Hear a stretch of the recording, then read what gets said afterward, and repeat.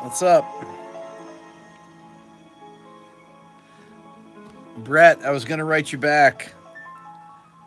I um I thought a lot about your message today about Pat. It was very insightful. I did not know that you took a lesson with him. Um, that's really interesting. Brandon, what's up? I know I'm coming on kind of late here. I've been doing some stuff. I'm working on a video for hours. What's up, Desmond? Um, I want to look at your message here, Brent. I won't reveal the message. I don't want to tell people what you said in it, but your but it's really interesting. It made me think a lot about it. Hey, Michael, Shawn. I'm here in the control room. I've been working on a video all day. Um, Sorry, my lighting's not that great in here. Better in Australia. There you go. I can't even imagine it being tomorrow. That's got to be so weird. What's up, Philip? Sucky Buffalo, New York. Oh man, what's up, Mark? Um, Subi, you love the lighting. It's a little. I can see it's a little distorted here. I'm sitting. I've been working on a video here. You can see all this stuff set up. Um, I've been working on a guitar video today, like a music production. Got to move to Australia then. Yeah, I know. Really. Let me see here, Brett. Um,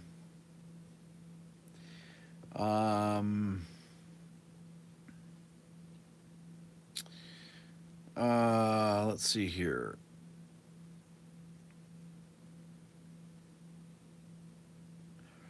Um, Brett, you think that Pat believes that about his music? It's interesting. Um, this is kind of going back to part of what I talked about last night. Talking about Pat Metheny, I know you're getting bored of me talking about Pat, but Pat was a what's up, Tom? Pat was a really influential musician to me. Um, there's he had such a unique voice. Um, I don't know if anyone could really play. No one could play the guitar with a sound like he had, and Um, I don't.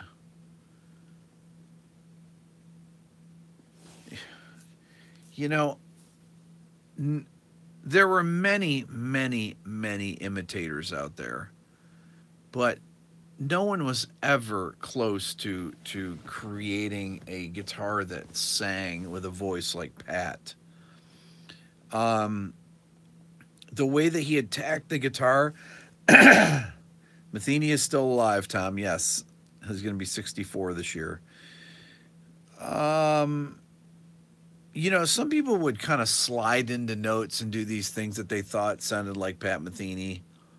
Um, and they never would. They would sound ridiculous. I've never heard anyone that played anything like him that actually knew how he articulated things, the way he would hammer on notes and not slide into them or sometimes slide into them.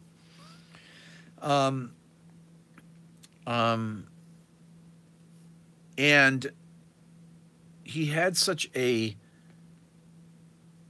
um, it, his sense of focus in his improvisations were just incredible.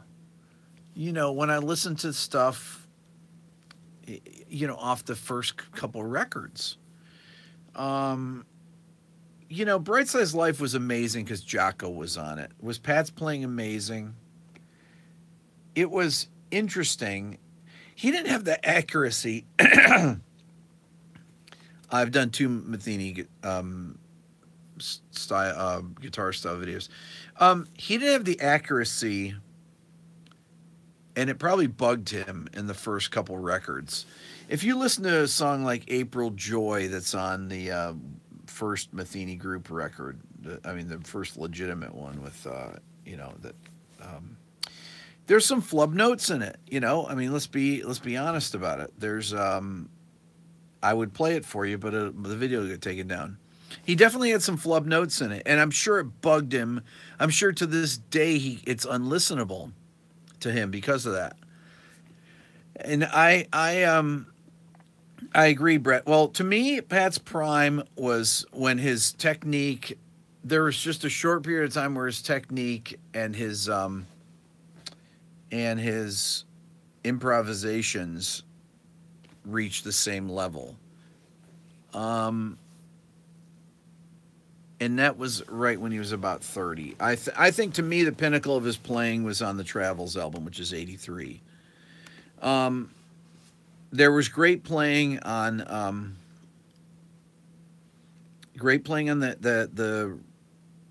the White Metheny album.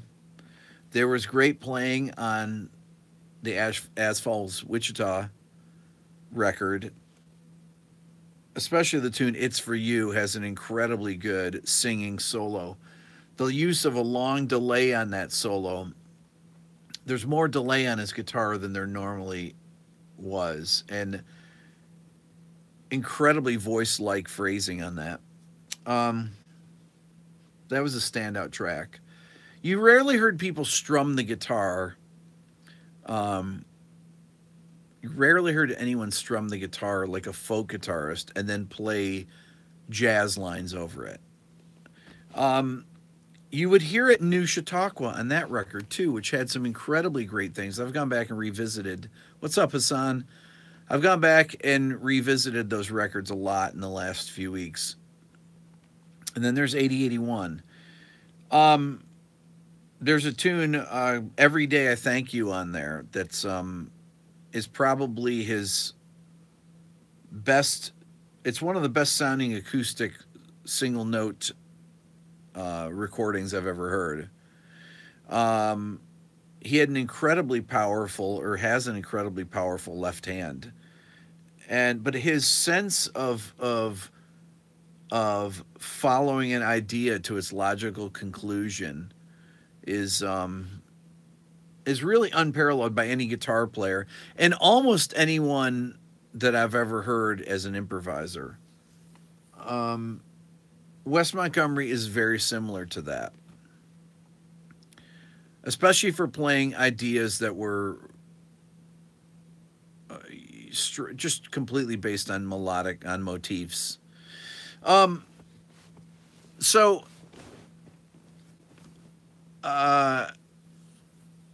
it's so weird though that he talked about how the audience for jazz or for his music are people that haven't been born yet. I mean, he really believes that. And I just don't think that a person can have perspective on it that will not let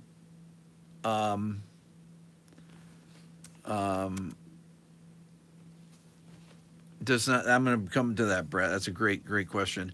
There's a guy that will not let people tape him, that is incredibly uptight about it. Let's be frank. He's uptight about it.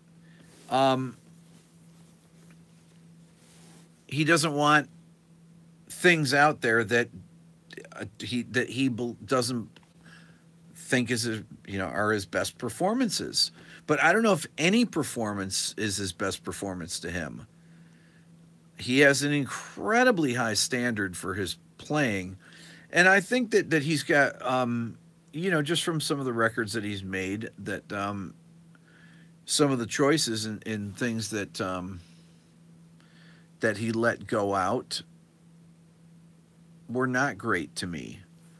And I mean, he could say, well, who are you to say what I did or to judge his playing? One of the things when Metheny was on ECM Records, when anyone was on ECM Records, they had 2 days to make an album. So because of having those 2 days, um, they had to be incredibly well rehearsed, and they couldn't do. Hey, Mark, they couldn't do a million takes, and everything had to pretty much be live. I mean, they would have overdubs on them, but they'd have to do the overdubs fast. It's hard to make a record in 2 days. I mean, it's unbelievable. That's how you made jazz records back then.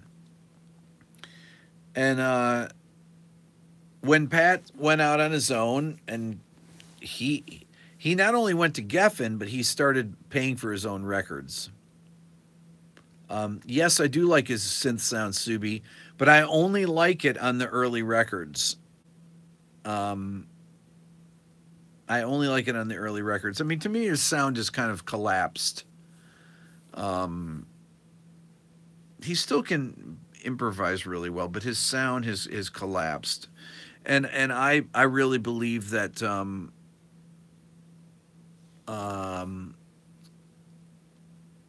I believe that's something that has to do with hearing.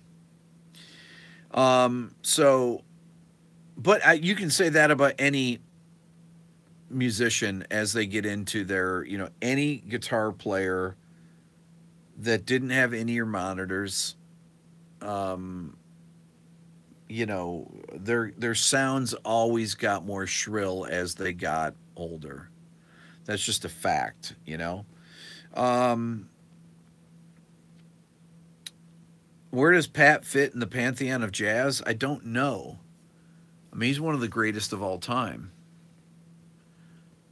Certainly the greatest jazz guitar player of all time. I mean, you can say Wes, but Wes had a great influence on people, but Wes did not span 40 years. Um, so you have to say um, that Pat is the greatest jazz guitarist of all time. Um, Wes died, I know.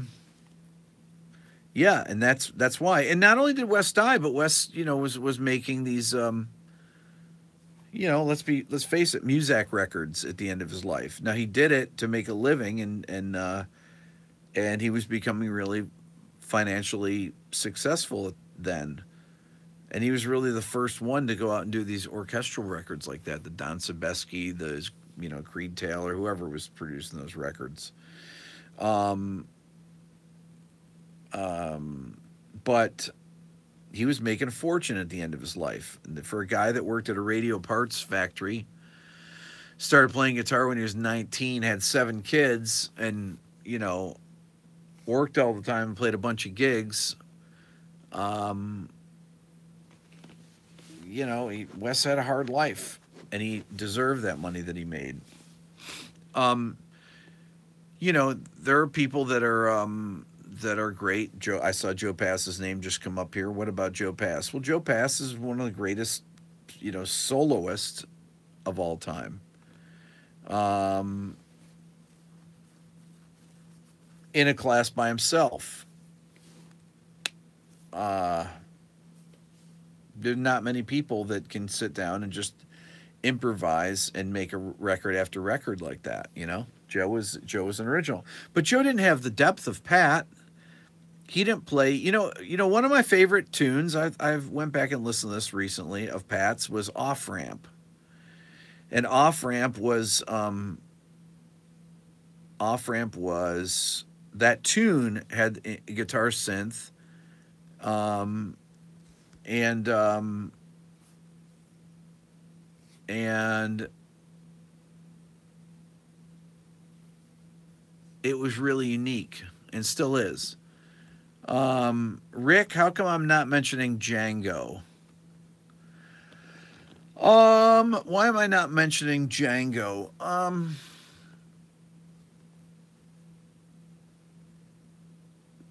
Because I don't know. I just haven't been thinking about Django.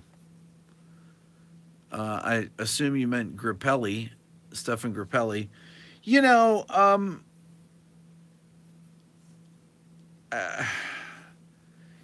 I listened to that music when I was a kid, and my dad liked Stefan Grappelli, and after a while, the kind of swing jazz like that, that was the kind of crossover to bebop, uh, wasn't that interesting to me. After hearing it, it was a little it didn't have the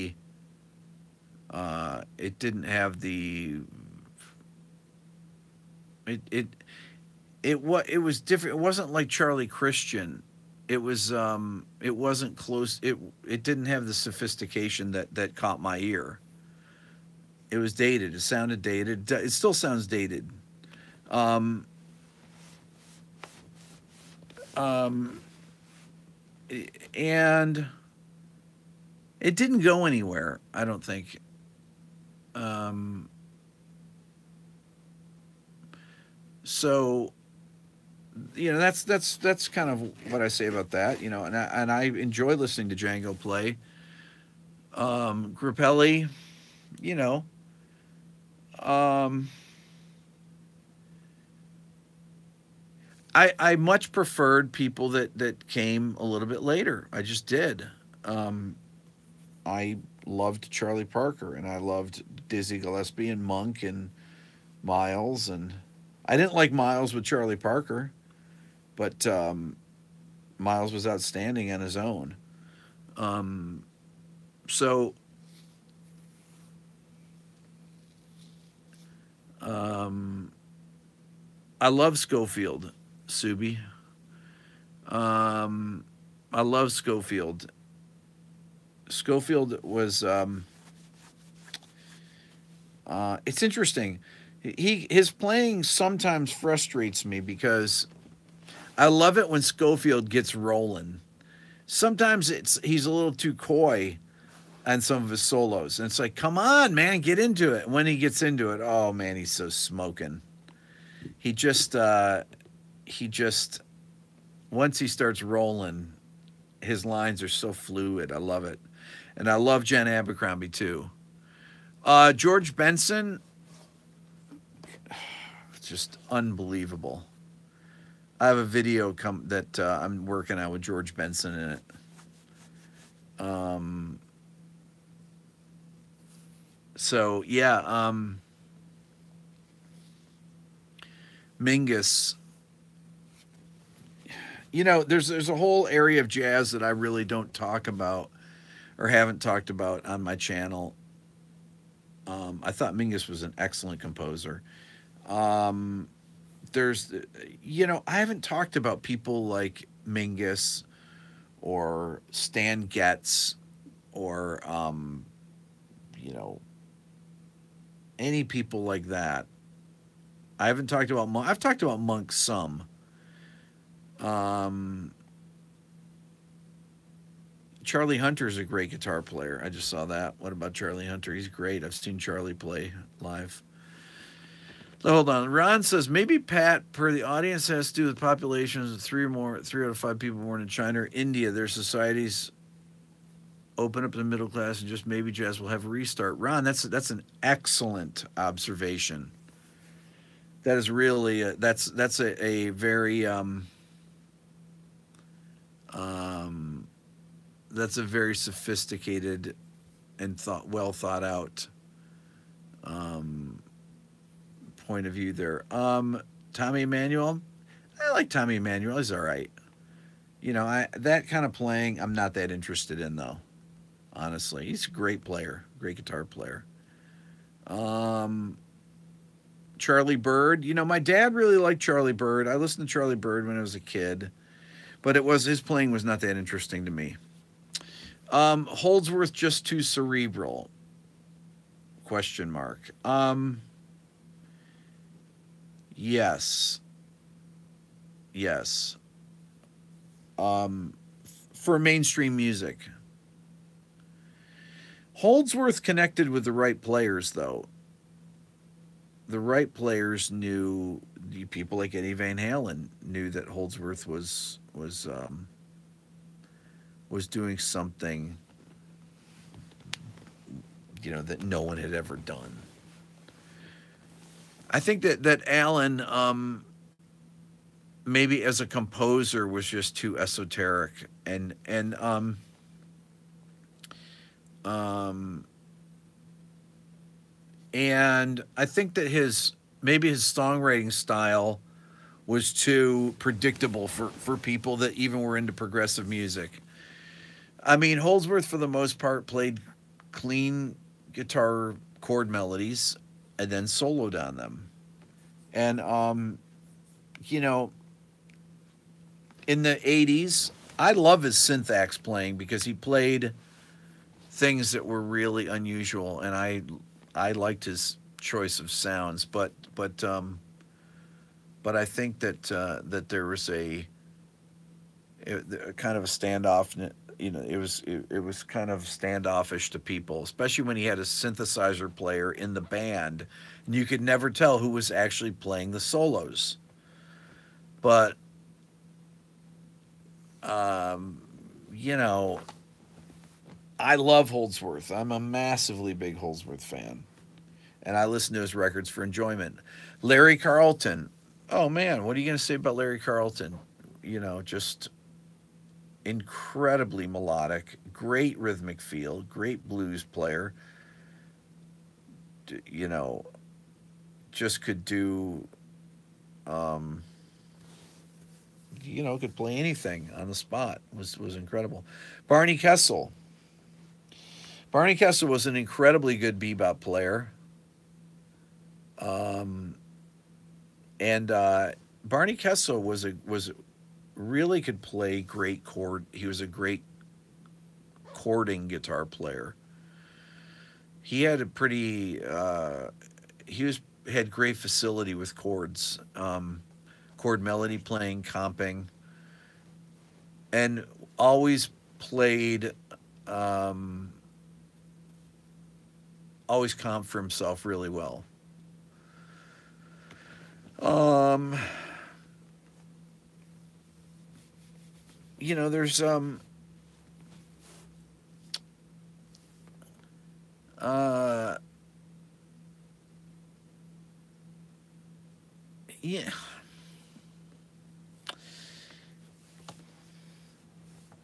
Ted Green, Al Di Meola. What about Al Di Meola? I like some Al Di Meola, but it's it's some of it's fun to listen to. We all love Di Meola. We don't all love Di Meola. Um, the Mediterranean Sundance, that kind of stuff, I loved. Um, when he first kind of came on the scene, um, he was very interesting, and but his sound and his ideas were tired very quickly, and they were not that interesting harmonically. Gambale, oh man, Frank Gambale is one of the most underrated or untalked about guitar players. Just incredibly unique. Um, really, really unique. I love Frank's playing. He's one of my favorites. He's great. Um,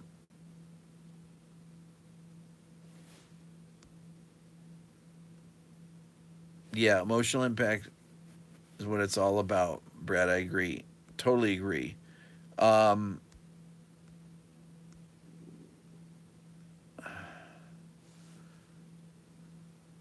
Gambale and Holdsworth. Yeah. Ralph Towner with Oregon. I love Ralph Towner. I was just listening to Icarus the other day. Um, what's the lowest note I can sing? Oh, I don't know. Depends on when it is. Probably the F sharp. I never talk much about Shawn Lane. What's up? Well, I don't talk about a lot of people. Um, Shawn Lane. What do you want me to say about Shawn Lane? Um,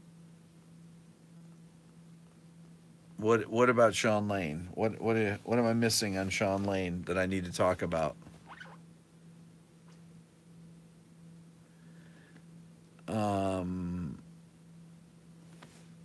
Monty says, I think Kurt Rosenwing is one of the great modern geniuses. He invented vocabulary all modern players use today. He's a great player. Shawn equals giant, man. You haven't heard enough. Oh, I've heard plenty of Shawn Lane. Um, Shawn Lane just to me is not a giant like you think he's a giant. Um, you know, I just, you know, he's a great player. Um, he shred like ever. I don't know what that means. Have I heard of John Petrucci? I interviewed John Petrucci. I know John Petrucci. Um,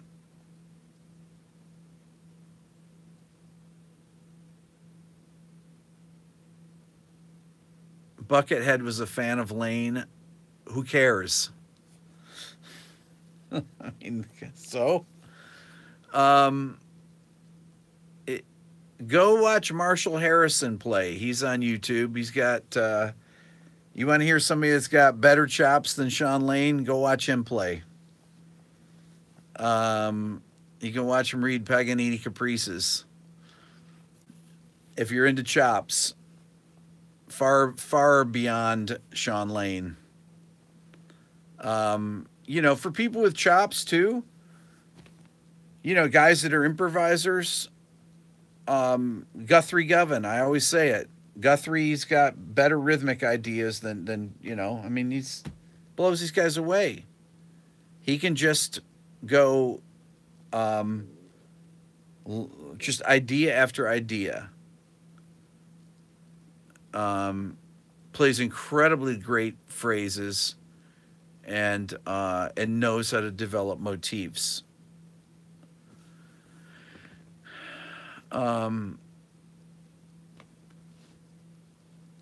Guthrie never says That's probably true. I just said Have I heard of John Petrucci? I interviewed John Petrucci. I love John Petrucci. Uh, let's see here. I should have probably worn my glasses on this. How am I doing right now? Maurizio. Um,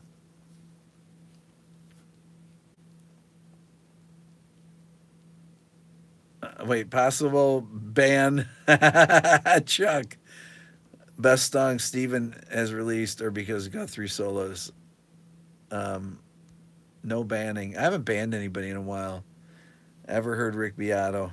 I had a huge argument with my friend in 10th grade about Guthrie being, hold on,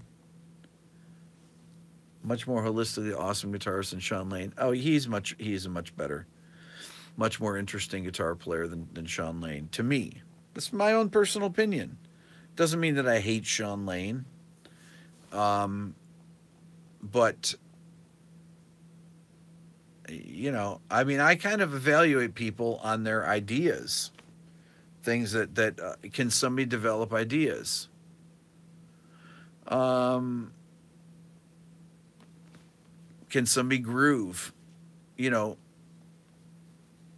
How much Shawn Lane have I checked out? I've watched so many Shawn Lane videos and listened to so many Shawn Lane things because of people telling me that I haven't listened to Shawn Lane. I've listened to Shawn Lane for 25 years. You guys think I don't know who Shawn Lane and I've never listened to him? My God.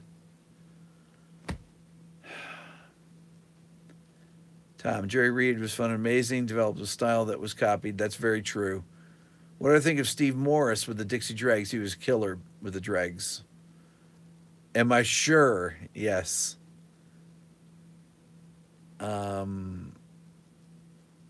Could there be another game changer on guitar? Or is it all done? Have I ever heard Shawn play the piano? Oh, get out of here. I'm going to ban you, dude. Come on. Have you ever heard Horowitz play the piano or Martha Argerich? Give me a break with Shawn Lane. Nare Soul, who's on here right now, give me a break. Go watch her videos. And shut up about Shawn Lane's piano playing. My God. Go listen to Glenn Gould. What's wrong with you Shawn Lane people? His piano playing. Stick with his guitar playing, bro. Man. His piano playing. Huh. It's a joke, right? Is that a joke or what? You've heard you've heard Shawn Lane is pretty solid. He plays a great bassoon. He was a great juggler. I've heard that. Oh man, that's pretty funny though. That's pretty good. Okay, you got me on that. Um, my buddy Kinch called me last night. We were video chatting, and he says he goes, I came up with some merch ideas for you. I'm still laughing. So the first one is a cap, and it says no caps on it. And I was like, that is the greatest merch idea because I freak out when people use capital letters to try and get my attention or state their opinion. And no caps is the greatest merch idea ever for a hat. So it's coming soon. You know, um, that is so good. And then he had another one where he had a picture of me, and it was from when I talked about when I was reading the comments about what's with your sideburns. Elvis died in '77 or whatever. And he said Elvis had a picture of me on the shirt, and it said Elvis may have died in '77, but his sideburns live on, or something like that. It's amazing. It's really good. He had a bunch of them, and they were hilarious. They will be coming soon. But have I ever heard an acoustic album with Larry Coryell and Steve Kahn? Yes, I have heard it. I saw when I was a freshman in college, Larry Coryell came to Fredonia State and played by himself, played solo. David, you told the son that I was the Hulk so he could brush his teeth while watching? Nice. Do I like Richie Kotzen? Wait, didn't I heard Richie Kotzen singing? What am I thinking of? Um,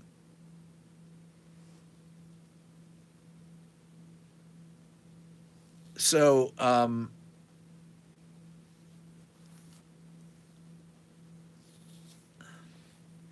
so I think that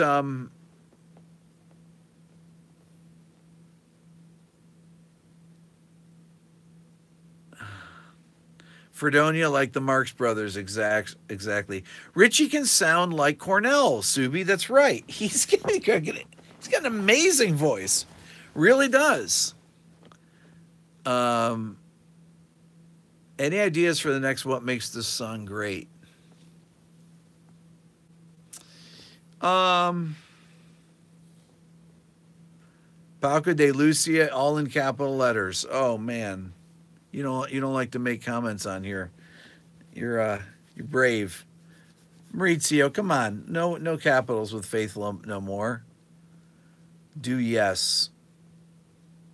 Um, so I have some yes songs that I would do. I would probably like to do. I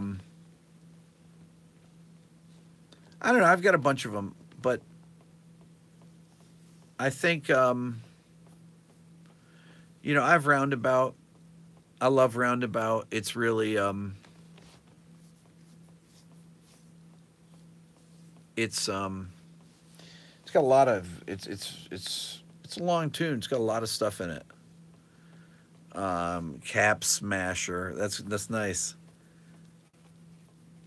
I should freeze randomly, make people think. Well, that. Oh man, that is so good. It's a great idea. Um, do more with prog rock. Starship Trooper. Yeah. Um, some ELO. Boy, you guys are showing your age here. Um, Larry Coryell, when he played that solo gig, I'll never forget it. I can see it like it was yesterday, and it was in 1980. Um, and he had the touch of a blacksmith. He wasn't the smoothest player. Let's just say. Um, what I thought of Keith Emerson. I love Keith Emerson. I like Emerson Lake and Palmer were a great band. They had some great songs. Kinch, what's up? You saw Larry and Emily play. Um,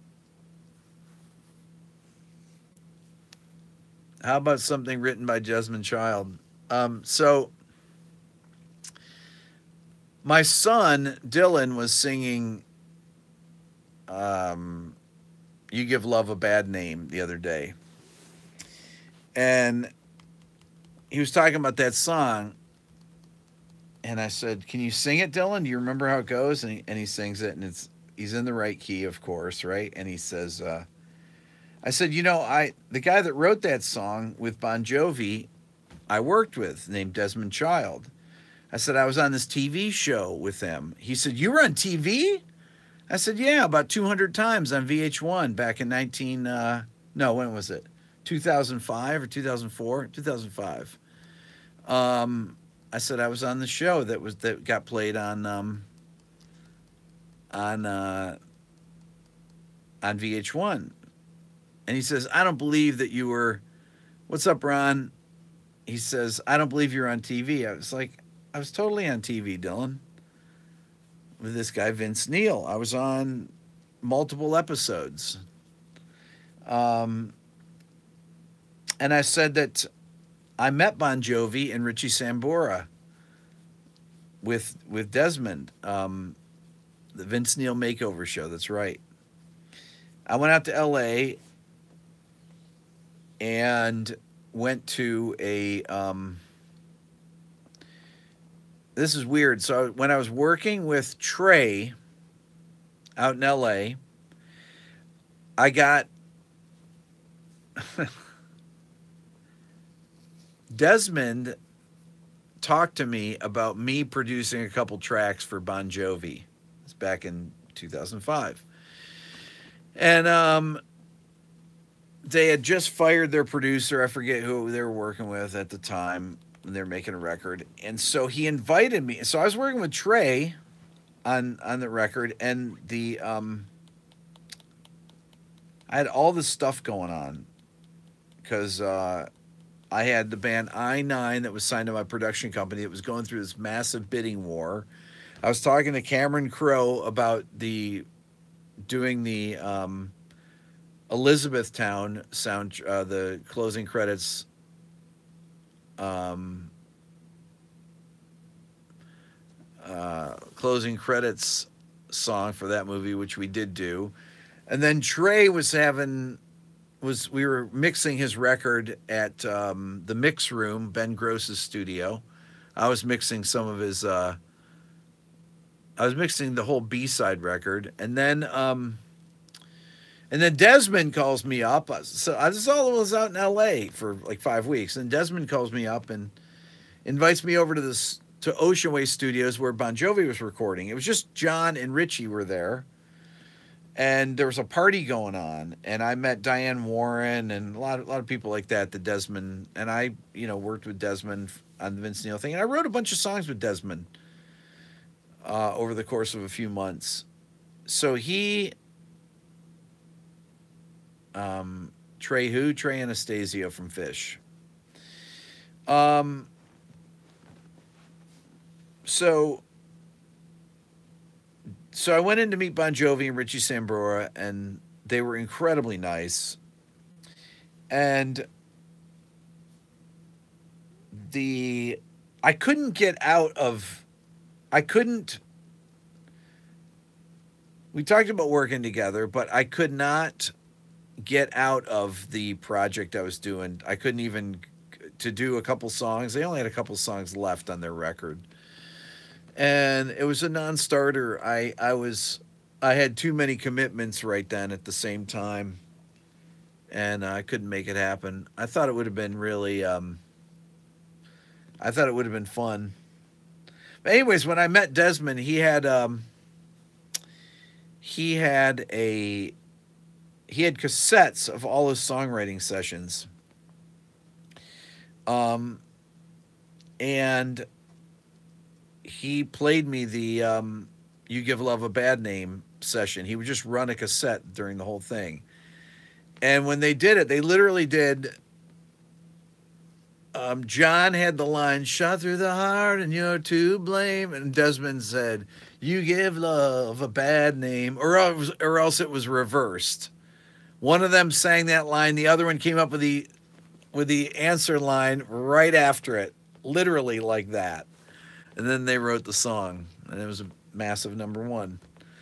So I was telling Dylan that story, and he thought it was kind of cool. Um, Desmond was an incredibly interesting guy. He was fun to hang out with. He was out of his mind. He was great. He had some really interesting stories. He was around so much of the rock and roll stuff that happened in the. I mean, he started writing with Kiss and bands like that. But Kevin writes, Rick, you've talked a lot about the lack of rock-based bands with global impact post 2000. I was wondering if you're familiar with the Darkness. They reunited in Killing. Of course, I know the Darkness. They were the Spinal Tap of the early 2000s. Better than Spinal Tap in some ways, but um, I like the Darkness though. Um, do one on Bubble Puppy, Hot Smoke, Sassafras. Talk about showing my age. There you go, Tom. Probably the first prog band. Spinal Tap cold. No, Spinal Tap is not cold. Spinal Tap, that's a compliment. I love Spinal Tap. Um,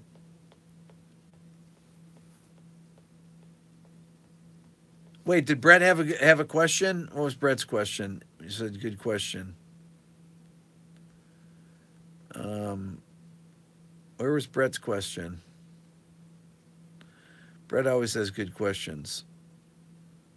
Damn, did you talk to John Petrucci? Of course, I talked to John Petrucci. I interviewed him for 45 minutes. Subi, you have so many questions about Bar 17. What do you want to know about Bar 17? It's C to D. Then I think it was E minor A.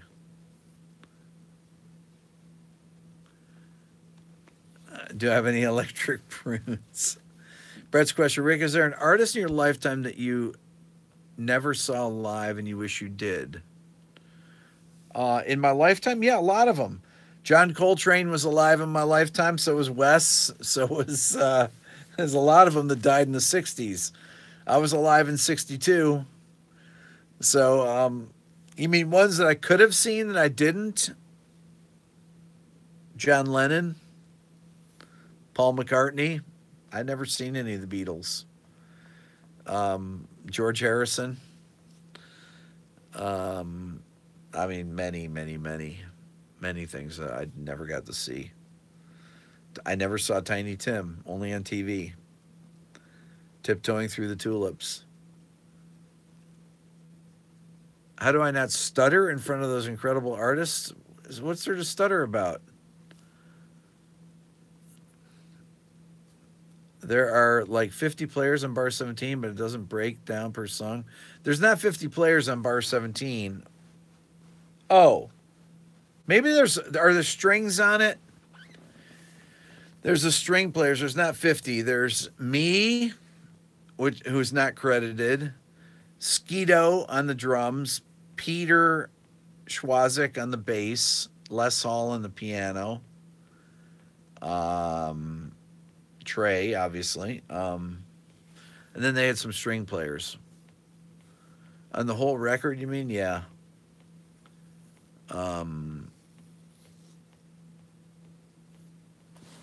I Can Teach You Laura by Jimmy Smith. Well, Laura, he didn't write didn't write Laura, but I love Laura. It's one of my favorite standards. Can I explain mastering and the production process? It comes at the end. Doesn't have the same function as it used to have. Because people don't really buy records. That was a great start, Subi. Okay. Yeah, I can't really talk about the Trey thing. How do we not have a Jimi Hendrix video, Eric? Because Jimi Hendrix is a blocker, along with Pink Floyd, the Beatles, the Eagles. Who else haven't I done? Zappa. They're all blockers. That's why I haven't done them. Prince. The Dive says, most kids are listening to Wheels on the Bus and Rafi. Rick's kids are listening to Iden and the Police. Exactly. Zappa is a blocker. Well, Dweezil wouldn't be a blocker, but Dweezil doesn't have control of the. Yeah, it's Ahmet as a blocker. Thank you. That's exactly right. Kevin, 36th anniversary. Congratulations. That's phenomenal. It's amazing. Yeah, compliments of Ahmet. There you go. Could I make videos and just provide a Spotify playlist or something? I have a Spotify playlist now. I got to add some stuff to it. Yeah, the Zappa family is very, very. That's just kind of a sad story. That whole thing. What else though? What else can we talk about here? I got a few more minutes. I know Cyrus Chestnut. I used to see Cyrus play. I knew Cyrus back when I went to school in Boston. He was a student at Berkeley. On artists who block content, their songs. Oh yeah. Are guitar synths dead? I don't know. Grab the acoustic and play a tune. I don't have an acoustic in here. All the guitars are out in the other room.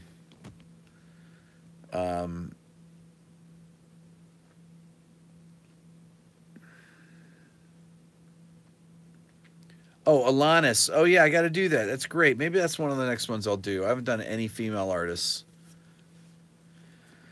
The Who. I love The Who. One of my favorite bands of all time. I did Fleetwood Mac. Would I be a judge for a televised drum battle? Do you enjoy instrument battles of yesteryear? I like things like not battles, but I love the Buddy Rich Memorial Concert with Steve Gadd and Vinny and Dave Weckl playing together.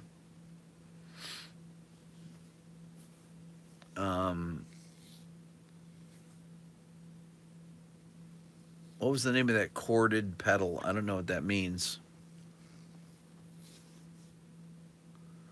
What about an episode on composing for commercials? Yeah, that could be good.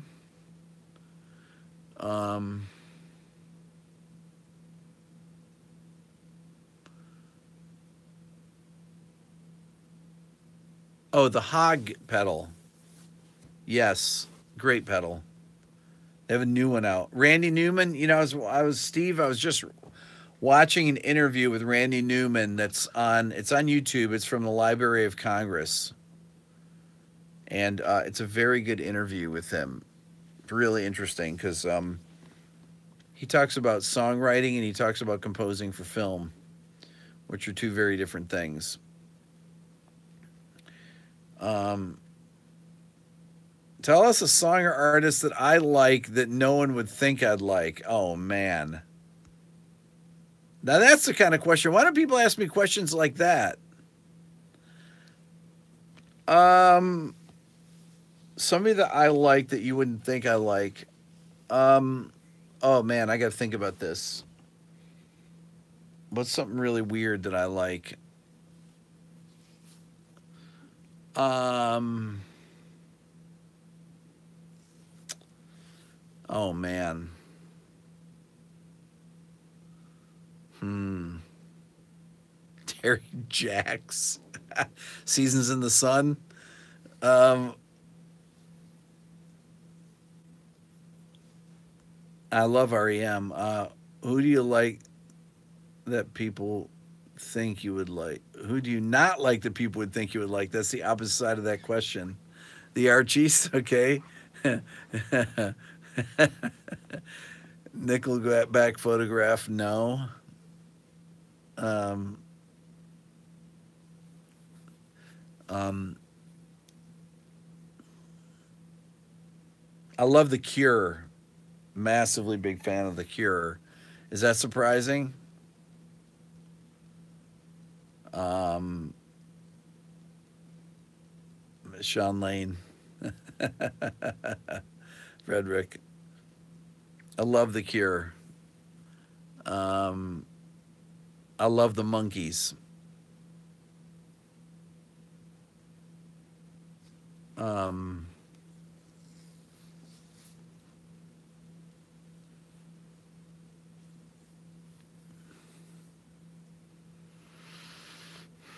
hmm. Yeah, Monkees had great arrangements. A lot of pros playing on them. Um, are the Cure blockers? I don't know. I met Robert Smith. Um, what do I like about each of these? Each of what? What's that? Um, so when Robert Smith came to town one time, oh geez, 15 years ago or so, and my friend Leslie, who ran the rock station here, 99X, invited me up to meet him. And I thought, man, I can meet Robert Smith. I'm going. He was unbelievably nice. He was so cool. Um, so love the Cure, but I don't know if that's. I don't think that's surprising to anyone. Is that surprising? Um,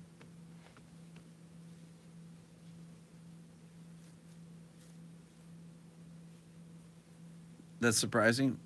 I love Pat Martino. Really love Pat Martino. Amazing. Not surprising. Yeah, I didn't think that's surprising. What's surprising? What do I like that's surprising? I always think that when I tell people I love Nirvana, one of my favorite bands of all time, that people are freak out about that. Um,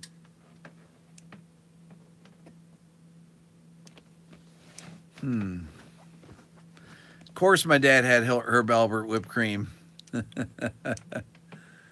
Psychedelic Furs. I have a Psychedelic Furs story.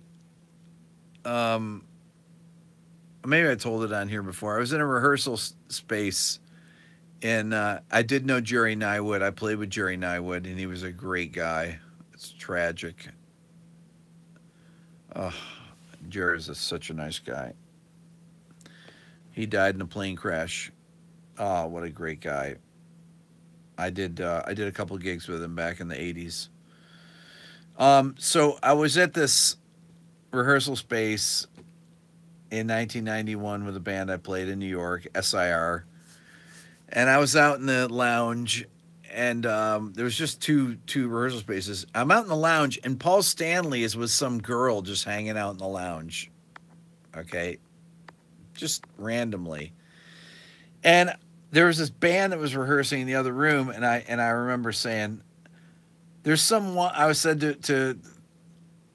uh, to the other guy in my band. I said, he's like, "Who's playing in that room?" I said, "Oh, just some wannabe Psychedelic Furs band, some cover band." But it was the Psychedelic Furs, and the singer of the band was out in the lobby and heard me say that, and I didn't even realize it. Later on, the singer from my band came out and he says, "You idiot! That was a Psychedelic Furs." I think we're gonna get kicked out of here. Richard Butler. That's right. That was pretty funny. Um. Anyways, some some Psychedelic Furs wannabe band. I did not meet Les Paul. Um. Once you're in the same rehearsal as Eric Johnson. He was playing the same lick over and over. He was seeing what battery sounded the best with the pedal he was using. Probably the one that was closest to being dead. Um. Anyways, all right, I gotta go. I'm tired. You guys are awesome. This has been great. I wasn't gonna come on tonight. I'm glad I did. Thank you. Have a great night. Here we go.